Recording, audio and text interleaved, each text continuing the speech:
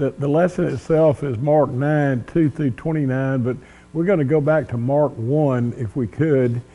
And we're going to look at all three of the Gospels because they all tell the story.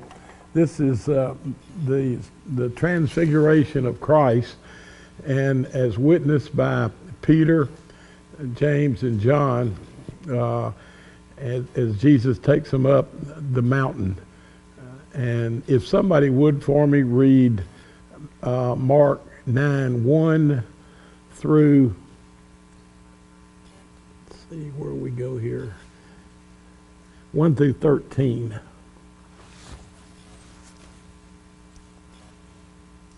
he said to them, truly I tell you, some who are standing here will not taste death before they see the kingdom of God has come with power. After 6 days, Jesus took Peter, James, and John with him up the high mountain where they were all alone. There he was transfigured before them. His clothes became dazzling white, and there appeared before them Elijah and Moses who were talking with Jesus. Peter said to Jesus, Rabbi, it is good for us to be here. Let us put up 3 shelters, one for you, one for Moses, and one for Elijah. He did not know what to say, for he was so frightened. Then a cloud appeared and covered them, and a voice came from the cloud, This is my son, whom I love. Listen to him. Suddenly, when they looked around, they no longer saw anyone with them except Jesus. As they were coming down the mountain, Jesus said to them, orders not to tell anyone that they had seen until the Son of Man had risen from the dead. They kept the matter to themselves, discussing what rising from the dead meant. And they asked him, Why do the teachers of the law say that Elijah must come first? Jesus replied, To be sure, Elijah does come first and restores all things. Why is it written that the Son of Man must suffer much and be rejected? But I tell you, Elijah must come, and they have done to him everything that is just as it's written about him. Thank you, Oliver. I was telling John Foster earlier that in my Bible, verse 1, I had a question mark because it said that some of you, will not see death before you see, the glory. And I'm thinking, well, how can that be? Because the glory doesn't, was not coming. But the glory that he's talking about in verse 1 is the transfiguration, when you see the glory of God. Now, up to now, we have seen, we're on chapter 9. Chapter 10 also is additional ministry of Christ. But chapter 11, it starts the trip to Jerusalem. So, I mean, I've heard Oliver say several times, well, why did this happen or why didn't that happen? And the answer always was, well, it wasn't his time. It wasn't his time. It was hidden. He told them here that don't say anything until, after I'm raised from the dead. And then they had all kind of other questions. If somebody could look up Matthew 17, 1 through 8 for me real quick.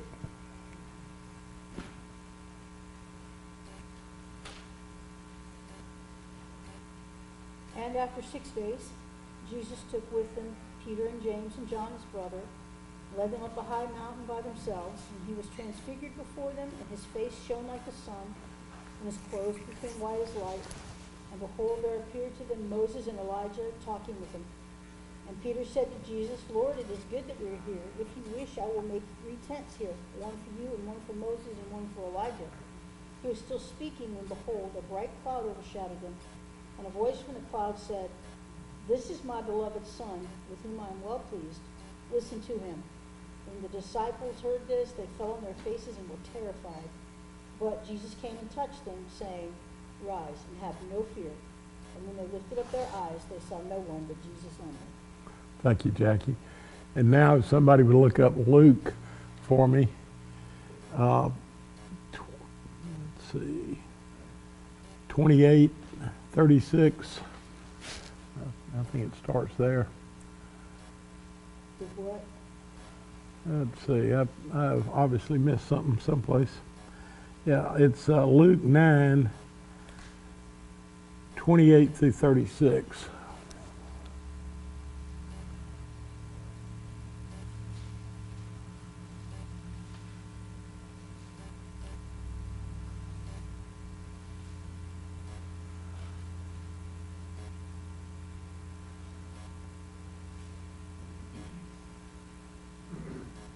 Now it came to pass about 8 days after these sayings that he took Peter, John, and James and went up on the mountain to pray. And he prayed, the appearance of his face was awful, and his robe became white and glistening.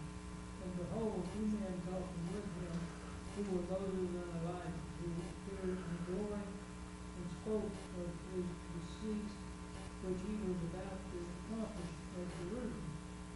But Peter and those with him were heavy with sleep, and when they were fully awake, they saw his glory, and the 2 men who stood with him. Then it happened, as they were parting from him, that Peter said to Jesus, Master, it is good for us to be here. Let us make 3 tabernacles, one for you, one for Moses, and one for Elijah, not knowing what he said. No, 236, yeah. While he was saying this, a cloud came and overshadowed them, and they were fearful as they entered the cloud. And a voice came out of the cloud saying, This is my beloved Son, hear him. When the voice had ceased, Jesus was found alone, but they kept quiet and told no one of those days any of the things they had seen. Thank you, Richard. All right, there are the 3 gospel accounts of the Transfiguration. What are the differences in the 3?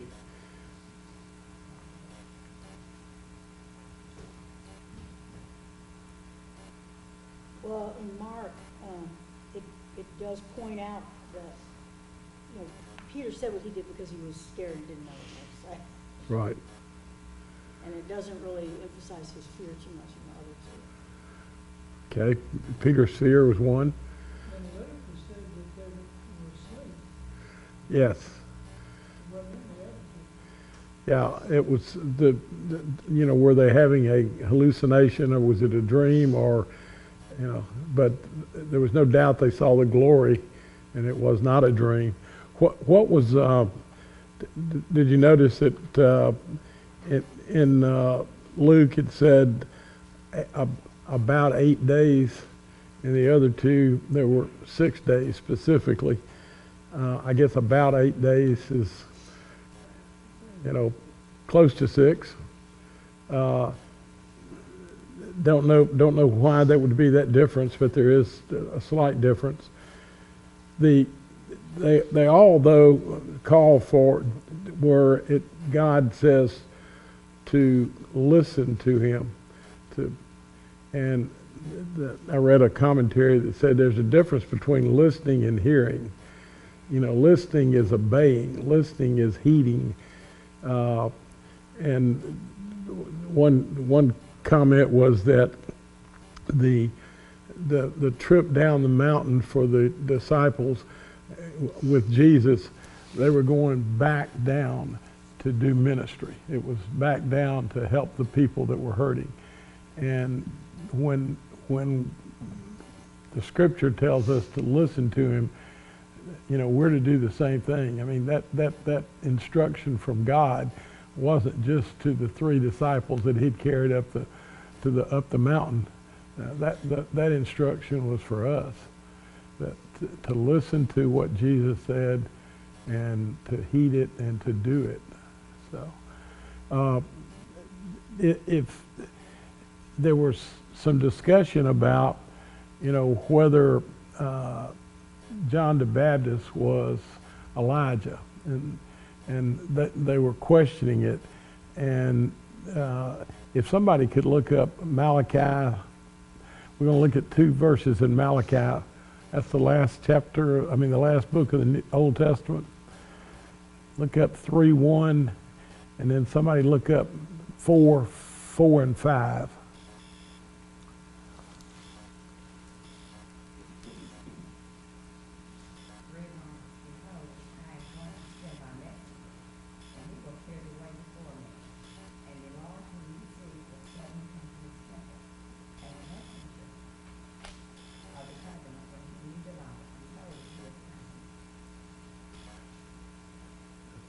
Thank you, Gail. And Malachi 4:4 through 5.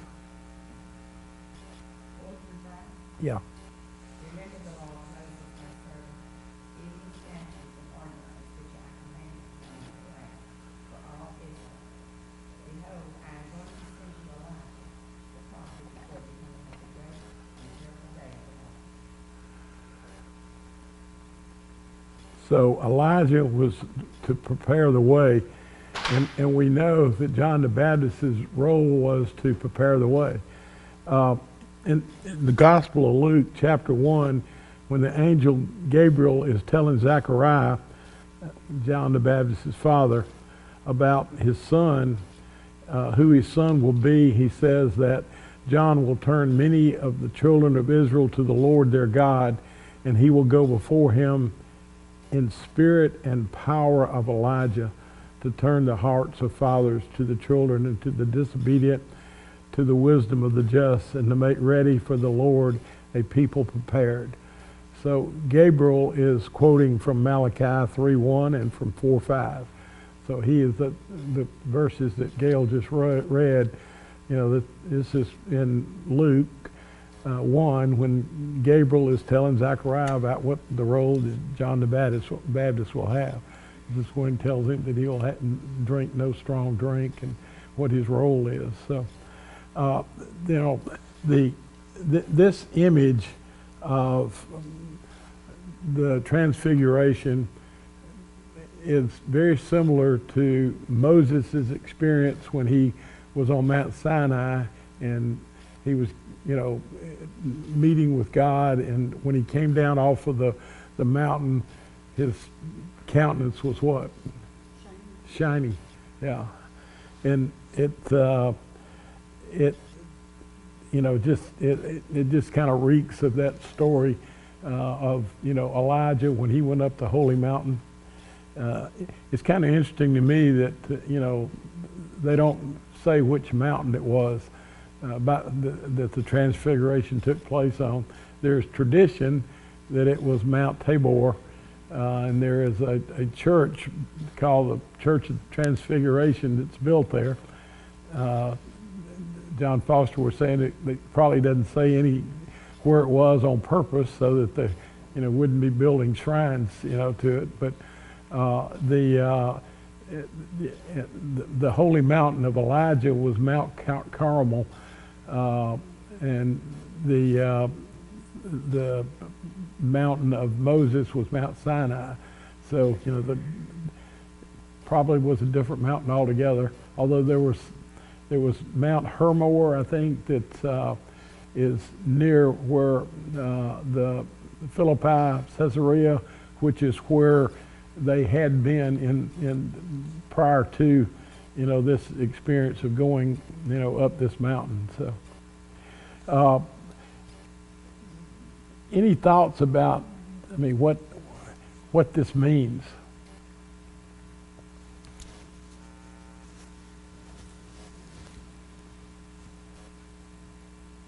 What the transfiguration means? Yeah, what was this about? Well, in some ways it's about authority and ultimate authority and the ultimate prophet king. And the whole listen to him is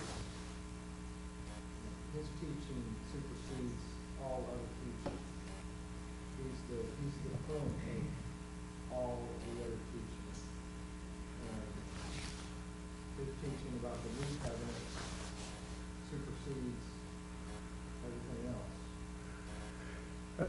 Yeah, it's pointing out that he is God. I mean, this is God's son. It is God speaking that this is my son. Listen to him. And Moses, the person of Moses represents the law, the old covenant. The person of Elijah represents the prophets.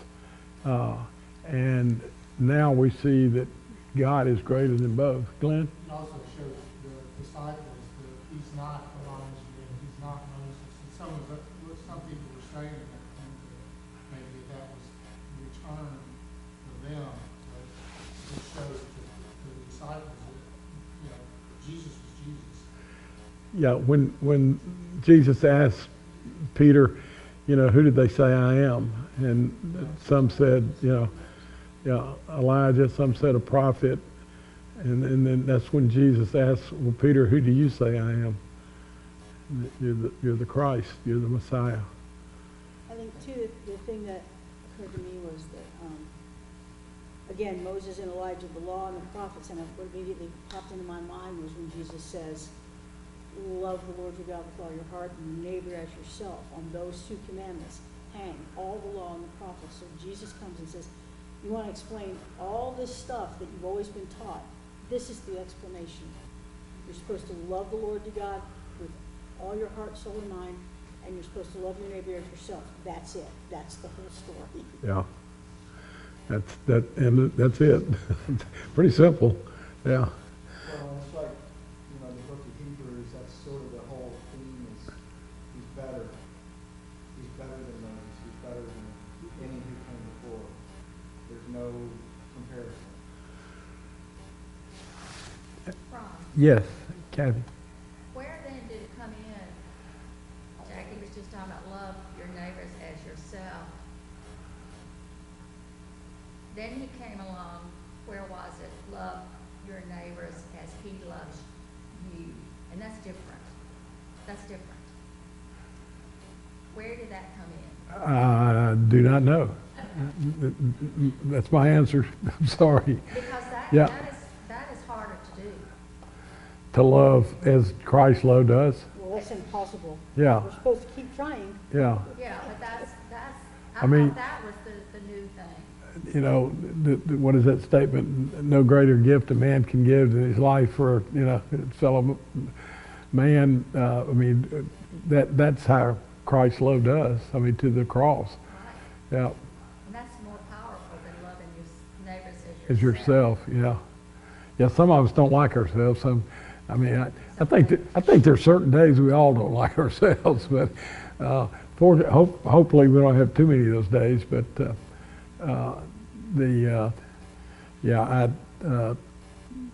that's a good point, Kathy. It sure is. It's a lot harder. Anything else about? Why these three? I wonder. I read one commentary. I was telling John earlier that this particular commentator said that you thought maybe that Jesus took Peter, James, and John because they were his favorite. And this writer said, or it could be that they were the most likely to get in trouble if they weren't watched. So I thought it was kind of interesting. Can't go up the mountain and leave them here. The sons of thunder could probably get in trouble. It will not be long before they'll be saying who is the greatest. So I guess they do have a tendency to, kind of get off the reservation a little bit. So. That's John Chapman's brothers, John and James. Yeah, that's it. Yeah. John Chapman's brothers, James. So it's Jimmy and John. So, the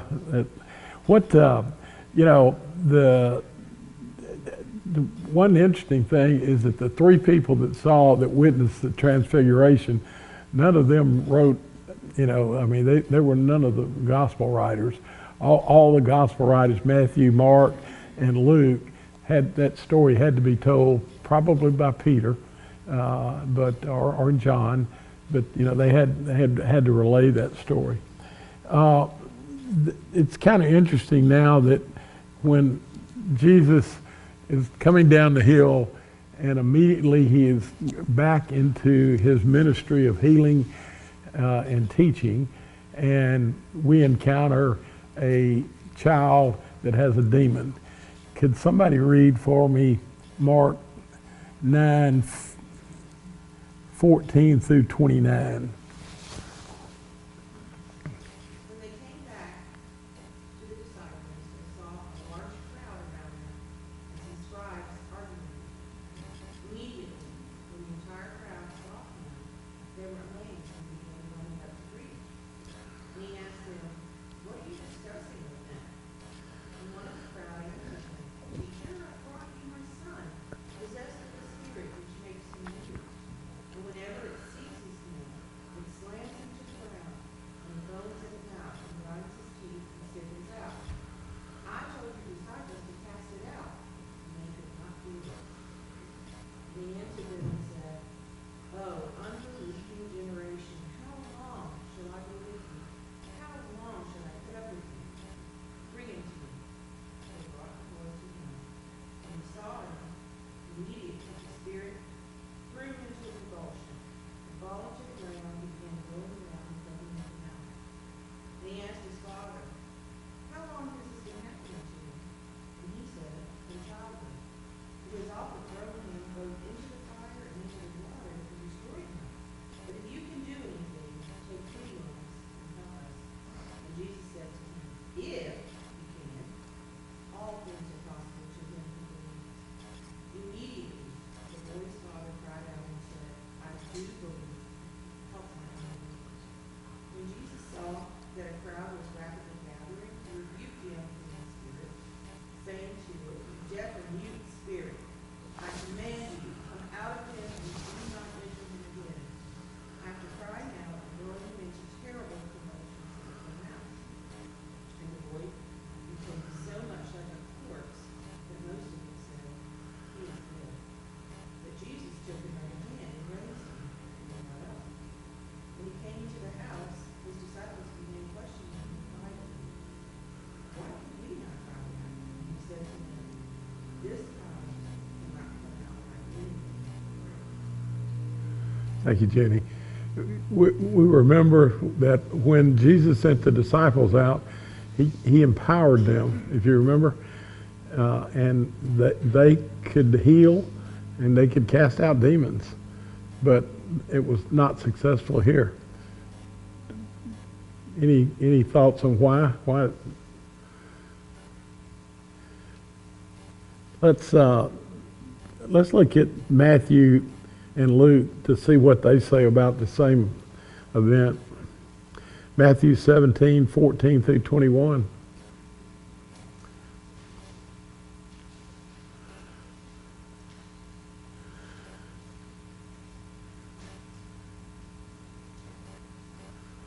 And when they came to the crowd, a man came up to him, and kneeling before him, said, "Lord, have mercy on my son, for he has seizures and suffers terribly. For often he falls into the fire, and often into the water. And I brought him to your disciples, and they could not heal him." And Jesus answered, "O faithless and twisted generation, how long am I to be with you? How long am I to bear with you? Bring him to me." And Jesus rebuked the demon, and it came out of him, and the boy was healed instantly.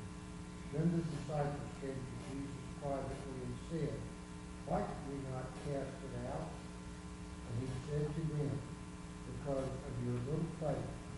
For truly I say to you, if you have little faith, if you have faith like the grain of a mustard seed, you will say to this mountain, 'Move from here to there,' and it will be done, and nothing will be impossible for you." Thank you, Donald. You know, I read somewhere that this may have been a commentary on the prayer life of the disciples. You know, we read of Jesus praying, but where do we read of the disciples praying? So, now, let's look at what Luke says, because I think we get fasting added to it. Look, someone read Luke 9:37 through 43.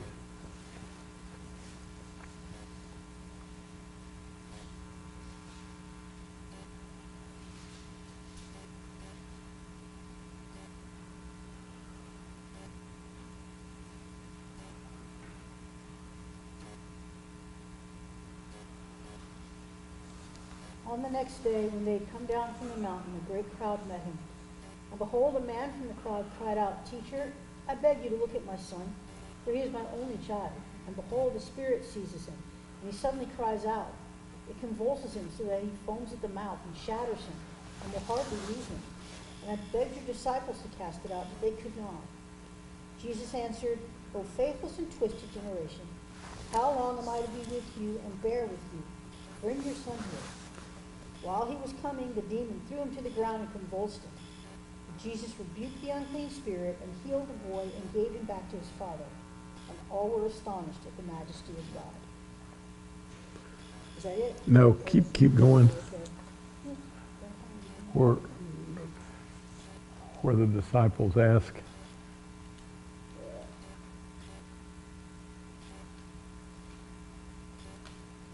But while they were all marveling at everything he was doing, Jesus said to his disciples, Let these words sink into your ears. The Son of Man is about to be delivered into the hands of men. But they did not understand this saying, and it was concealed from them, so that they might not perceive it, and they were afraid to ask him about this saying. Keep going. No, that's good. Yeah, that's see now where, the demon-possessed young boy was, mentioned in all three of the Gospels. That it's kind of interesting to me. I wondered if in the Old Testament if there were any, prophecies about, casting out of demons, but there really was not any. There's a reference in 1 Samuel about Saul's demonic affliction is described as an evil spirit of God coming to Saul. But the New Testament, on the other hand, describes Jesus casting out evil spirits 55 times, although only in detail 5 times. And you can imagine, someone that it's almost like described like an epileptic, seizure or fit. And I mean, it was deemed to be an illness, but they were possessed. So previously we talked about the casting out of the demons, the pigs, 3,000 that go into the water, the cast themselves. So I mean, obviously, this was an important part of the ministry of Christ. So, any thoughts about the Father when he says, that's kind of famous, I've heard it a lot, I believe, help me in my unbelief. Everybody has to say, every believer says that. Yes. One way or another. Yep. Why, Jackie? Well, because we're imperfect. Our sin, our nature, prevents us from perfectly believing and perfectly trusting. And so we, at least speaking for myself, I find myself often, worried about things and all worked up about things, and then having to stop and say, you know what, I just have to trust God about that. Whether it's, money or some other kind of problem that's going on, I can't control that, and so all I can do is trust God. But we have a tendency to want to step back into it and go, I need to fix that, I need to do something about that, I need to control that, I need to, this man could make his own son well, and he'd done everything he knew to do, and still nothing. And so he had to stop and say, okay, I do believe, but apparently I don't believe enough. Right. Yeah. And I think it's important to let people know that I believe, but help me in my unbelief, because there's all parts of it that we don't get, I guess. And if that's unbelief, then maybe, or misunderstanding or not understanding. Well, in contrast to the disciples who didn't believe enough, but they didn't even realize they didn't believe enough. Right. Yeah. They're going, why couldn't we cast him out? You don't believe enough. The poor disciples get a rough rap, I think. I've questioned in my mind, why did God pick these? I think he picked them because he can say, well, if these guys could do it, You know, everybody in this room could do it. So, I mean, you know, we're all Peter could do it, capable. what's your strength? That's right, yeah. These guys just didn't get it. Why do you think, in the first section we went through, why do you think that Jesus rejected Peter's building of the tabernacles or tents? You can't stay up there. You can't stay up there, okay. What do you mean by that, Jackie? Well, you know, if you're gonna build a shelter, that means you're gonna root for a while, you're gonna plant. And he was showing them his glory, not so they could stay up there and admire his glory, but so they could go back and do things like cast out demons and heal people and do the work of ministry. There's work to be done. You can't just sit up there with Jesus going, you know? Yeah, I think that's definitely part of it. Do you think too that was Peter equating Moses and Elijah with Jesus? I mean, he's going to build 3 tents. Didn't say, So, yeah. What? Any thoughts? My commentary said, he was so dumbfounded, he didn't know what to say. And it was just the only thing that he could come up with was build some shelter while we're here. He really didn't know. He was so taken aback by the appearance. Yeah, N.T. Wright said he blurted it out, I think. Yeah. Could it be that he didn't want everybody to pray for all, to worship all 3 of them? That's possible. Any other thoughts of why? John Foster, you want to weigh in on this one? I tend to agree with Jackie, and it is interesting. I can't remember who read it, but whoever's translation, it's helpful, not tents, tabernacles, right? Yeah. I think that helps us some. And I remember Glenn saying too, in this place in here, they needed to see that only one of these people needed the tabernacle. It was Jesus. He was the tabernacle, right? Right. The presence of God. The other 2 were just popping in for a visit and they were gone. There was only one to focus on. And I think that the presence of Moses and Elijah was not to pull attention to themselves, it's to push it to Jesus. So, yeah, I tend to agree exactly. You're not here to stay. You got to go to work. Yeah. Yeah. Yeah. Question. Sure. So what's the application of the story of casting out demons for us in terms of demonic activity in our world today? I'm not fishing or anything. I'm just kind of opening up that. Well, Satan is alive and well. We know that. So,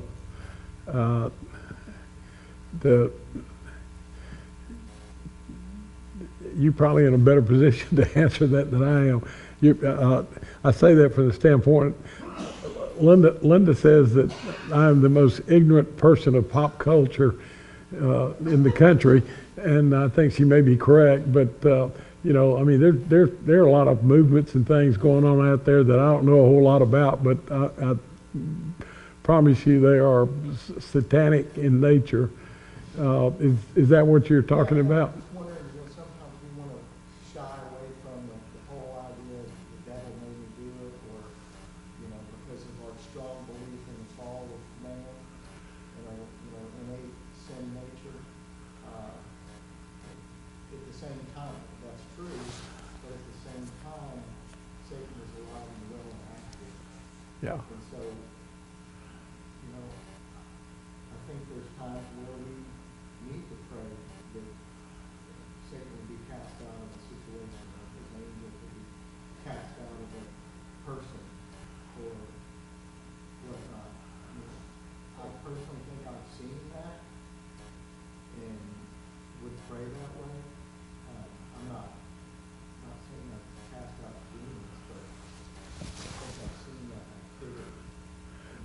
Well, there's no doubt that Satan is active, and and I mean that prayer that Satan will, I mean Jesus said, to Peter, what, Satan, get behind me. I mean, even the people in our lives sometimes can take on that role of, I wonder sometimes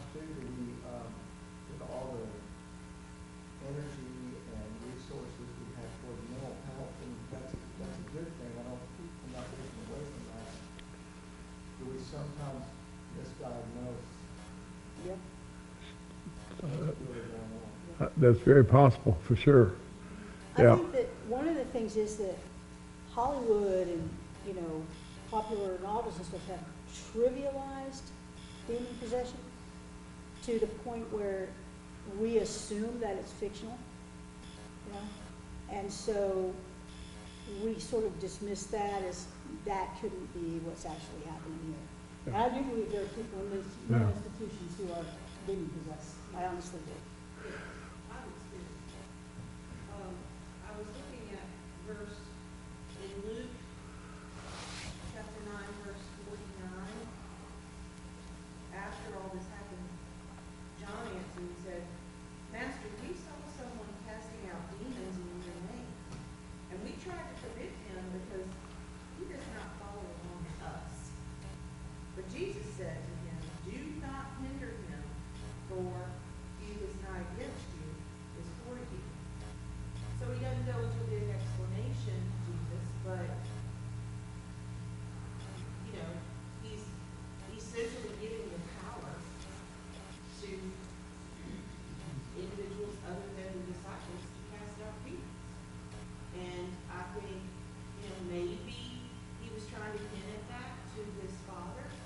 You know, why didn't the father think about it? I guess he was afraid and he didn't know Jesus and maybe he was whatever, but, you know, I agree with Carter.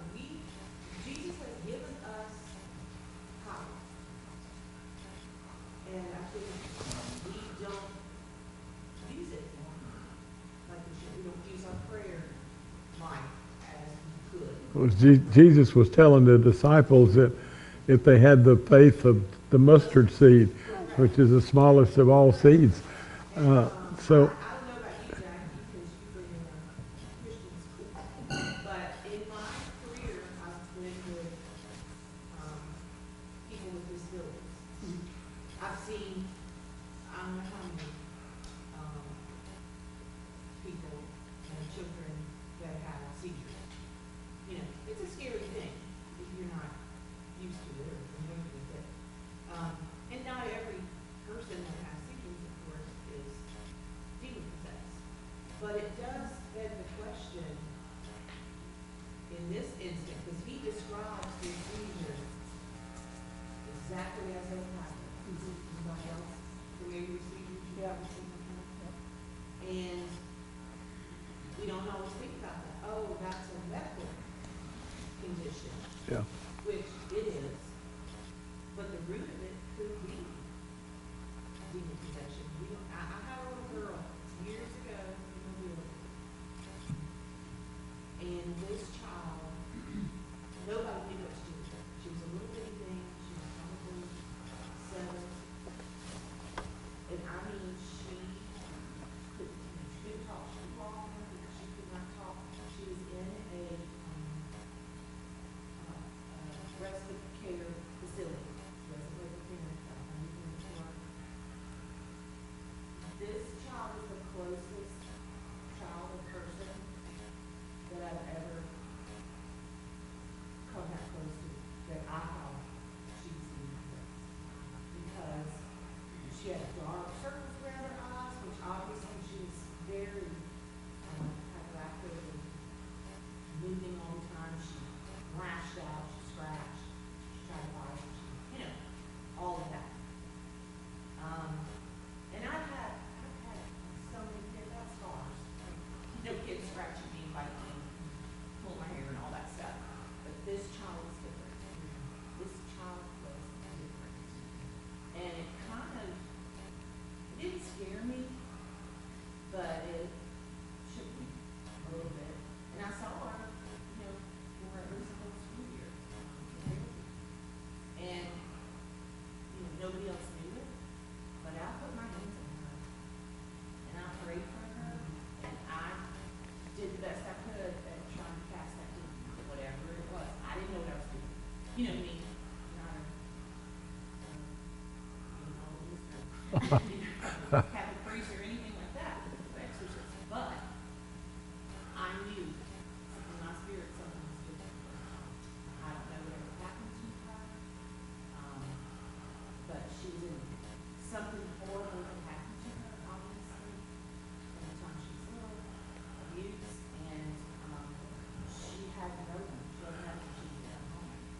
At least you were, at least, Jenny, you were listening to Jesus' words, so, yeah.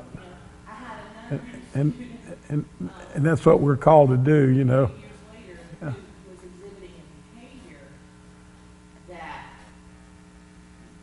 was demonic. And that's all I can tell you. He acted like a snake.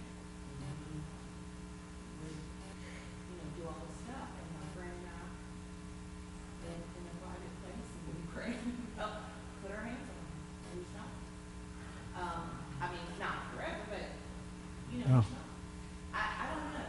I think we need to learn more. We need to study more about demonic spirits because I don't think there are any more of them today than there were when they fell from heaven. But certainly we, as a culture and as human beings, have allowed them to take prominent places in our culture and our lives more so than not. Part of the solution to that is prayer being our first resort rather than our last one. Yeah, and I was talking to Dr. Hurley about this the text, and one of the interpretations of the version where the disciples were chastised about prayer and fasting, and so it was obviously their spiritual life wasn't as strong enough to cast out this particular demon. So, well, thank y'all for everything. Jackie, would you close us? Sure. Heavenly Father, we thank you for